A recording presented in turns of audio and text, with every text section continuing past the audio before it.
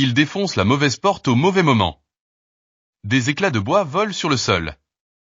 3 agents font irruption, leurs lampes torchées tranchant l'obscurité comme des épées. La botte du détective en tête écrase le cadre brisé.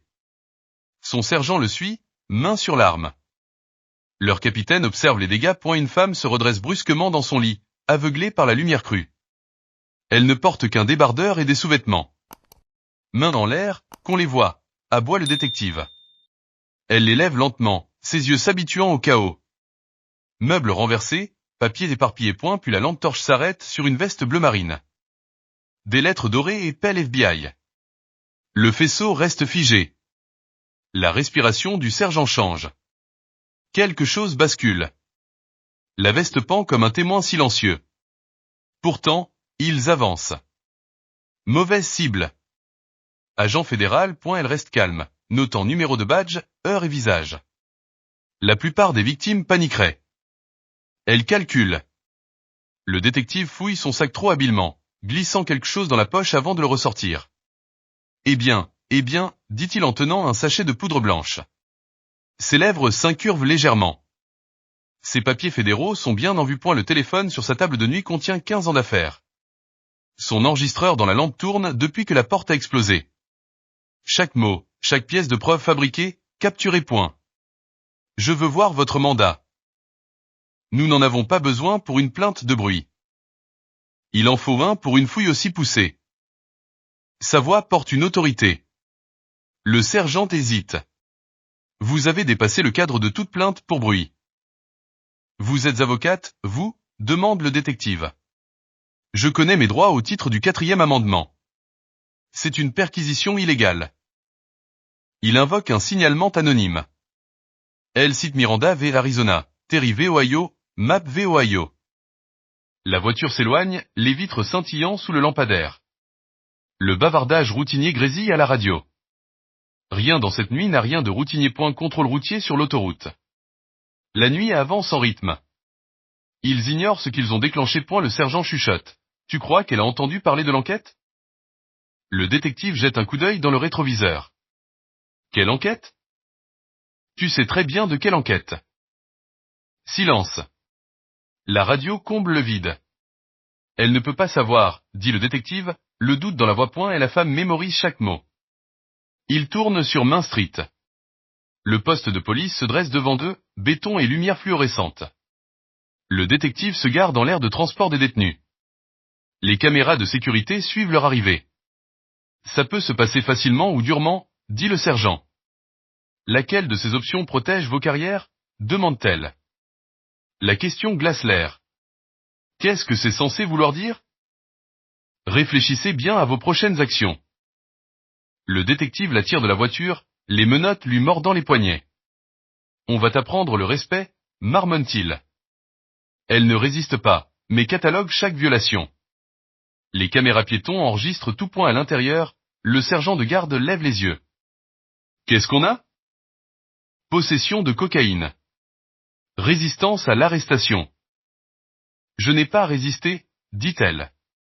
Tais-toi, claque le détective. Le sergent fronce les sourcils. Elle a droit à un coup de fil. Tu l'auras quand on dira, coupe le détective. C'est illégal, répond-elle calmement. Et la procédure commence. Empreinte digitale. Photographie. Inventaire des biens. Quand il traite son portefeuille, le sergent s'arrête. Il est écrit ici que vous travaillez pour le gouvernement fédéral. Le détective se fige. Quel genre de travail fédéral ? Elle reste. Silencieuse. Sa vérification parlera. Le sergent entre son idée. Le système croise les bases de données, puis affiche un avertissement. Détective, vous devez voir ça. Son visage se vide de couleur. Agent des forces de l'ordre fédéral. 15 ans. Division des affaires internes. Le sergent de garde se raidit. Les agents fédéraux nécessitent des protocoles différents. Je dois passer des appels. Pas encore, claque le détective. Détective, l'ordinateur ne ment pas, la femme observe leur panique. 15 ans qu'elle attendait cela. Ils n'ont pas seulement défoncé la mauvaise porte. Ils ont défoncé la porte de l'agente qui les enquêtait point dans la salle du matériel. L'officière Sarah Johnson visionne les images des caméras piétons. Porte qui explose, femme calme demandant un mandat. Johnson rembobine, regarde encore. Quelque chose cloche. La femme cite la loi avec précision, demande les numéros de badge, invoque des procédures. Pas de panique. Juste du calcul. Johnson voit le détective glisser le sachet dans le sac, puis le découvrir.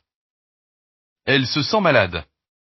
Elle a entendu des rumeurs de preuves fabriquées, mais jamais vues. Maintenant c'est enregistré sur sa propre caméra d'âge piéton. Et la voix de la femme retentit clairement. Je suis arrêté sur la base de preuves fabriquées. Johnson recherche son nom. Les résultats la glacèrent. Diana Marshall. FBI. 15 ans. Unité de la corruption publique. Leur unité. Johnson compose la ligne d'alerte du FBI. Federal Bureau of Investigation. Ici l'officière Johnson. Nous avons arrêté une agente fédérale ce soir. Je pense que c'était intentionnel. Bruit de frappe. Nom de l'agente? Diana Marshall.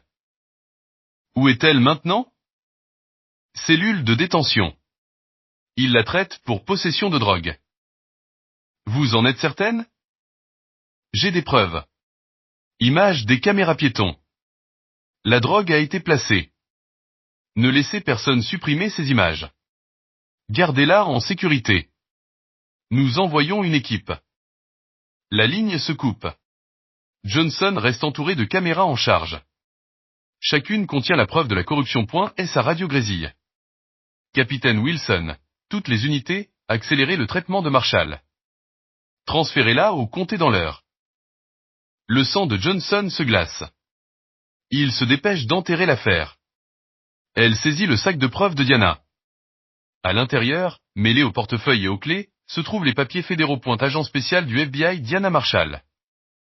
Numéro de badge gravé en or. Le même numéro sur chaque enquête interne déposée contre leur unité. Johnson assemble les morceaux. Diana n'est pas n'importe quelle agente. Elle les enquête depuis des années. Chaque arrestation suspecte, chaque affaire fabriquée, son nom apparaît. Ce soir, ils lui ont tout donné pour les détruire. Et la conscience de Johnson lutte contre sa loyauté.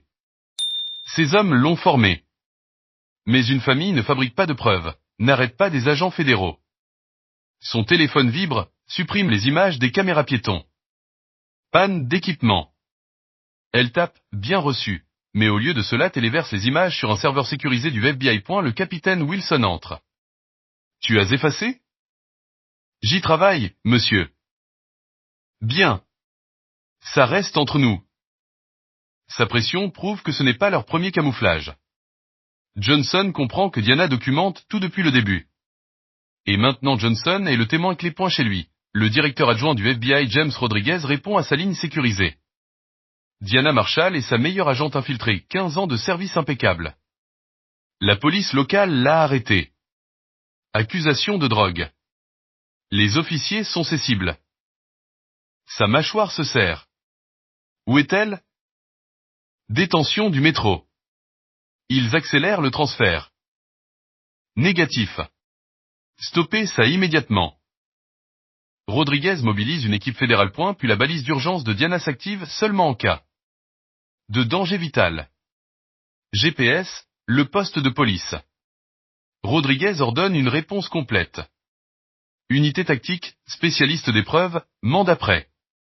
L'opération Cleanhouse est compromise. Marshall est en détention. Pendant 2 ans elle a bâti ce dossier. L'arrestation de ce soir relie toutes les pièces. Et la surveillance fédérale se verrouille sur les radios de la police. Bavardage nerveux. Plan pour détruire les images. Trop tard. Rodriguez les a déjà. Exécuter les mandats fédéraux. Juridiction totale. Dans la salle d'interrogatoire 3, Diana reste calme sous la lumière vacillante. Le détective claque un dossier sur la table. Parlons de ton trafic de drogue. Preuve fabriquée. C'est une accusation grave. C'est un fait documenté. Il pousse des rapports falsifiés devant elle. Plusieurs témoins ont vu une activité de drogue. Cité en... Silence. Sources anonymes. Les sources anonymes ne tiennent pas devant un tribunal fédéral. Le mot le fait trembler. Tu crois que le tribunal fédéral te sauve? Demande-t-il. Je crois que le tribunal fédéral est l'endroit où tout cela se termine. Le sergent surgit, chuchotant avec urgence. Le visage du détective se durcit et il la laisse seule. Diana catalogue chaque violation. Miranda retardée, appel téléphonique refusé, usage excessif de la force. Chacune renforce son dossier. Le détective revient, les poings sur la table. Qui te fournit ta cocaïne? Je n'utilise ni ne distribue de cocaïne. Arrête de dire preuve fabriquée. Alors arrêtez d'en fabriquer. Ces prochains mots le font pâlir. Vous êtes sous enquête fédérale depuis 2 ans. Il se fige. Opération Cleanhouse? Le nom est classifié. Seuls les enquêteurs fédéraux et les principales cibles de corruption le connaissent. Elle ne scie pas. Il fuit la pièce. À travers les murs, Diana entend des appels frénétiques, la panique qui se propage. L'officière Johnson glisse silencieusement avec de l'eau. Leurs mains se frôlent. Elle laisse un mot plié, le FBI sait. De l'aide arrive. Tiens bon point, le soulagement inonde Diana. Le renfort sait. Wilson lui-même entre. Agent Marshall, je m'excuse pour la confusion. Pas suspecte. Pas trafiquante. Agente. Elle se lève.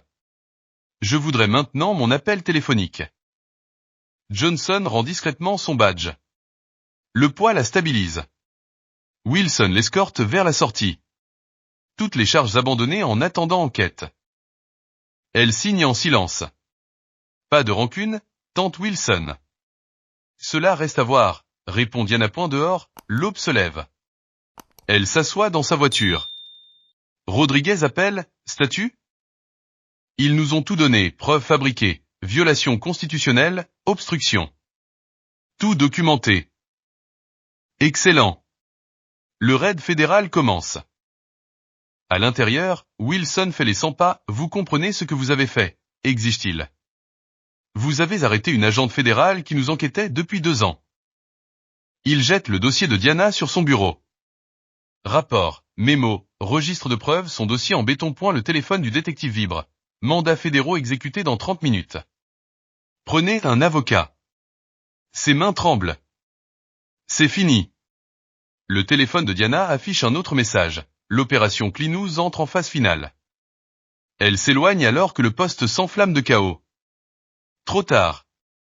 Les preuves vivent déjà sur des serveurs fédéraux, hors de leur portée. Depuis 15 ans, Diana construit. Bradley, 22 falsifications, 31 arrestations abusives.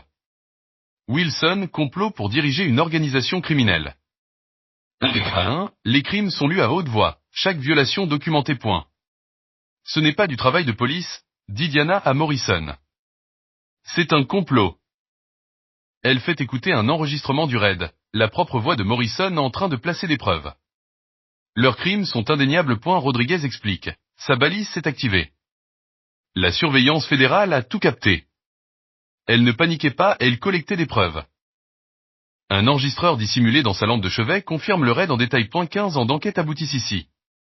Corruption systématique exposée. Justice rendue. 6 mois plus tard. Le tribunal fédéral bourdonne d'anticipation. Le procès de corruption de la décennie arrive à son verdict. Diana est assise à la table du procureur, des piles de preuves s'élèvent derrière elle. Pour le chef d'accusation de complot visant à violer les droits civils, déclare le président du jury, coupable. L'un après l'autre coupable. Bradley, 12 ans. Wilson, 15. Morrison, 20. Leurs uniformes ne les protègent plus. Diana témoigne avec sang-froid, relatant chaque accusation fabriquée, chaque violation. Le jury voit l'ampleur totale, non pas une faute isolée, mais une entreprise criminelle systématique. À la sortie du tribunal, les journalistes affluent. Combien de temps cela a-t-il pris? 15 ans de documentation minutieuse, répond-elle. Quel message cela envoie-t-il? La justice exige patience, courage et persévérance. La vérité ne disparaît pas, elle attend.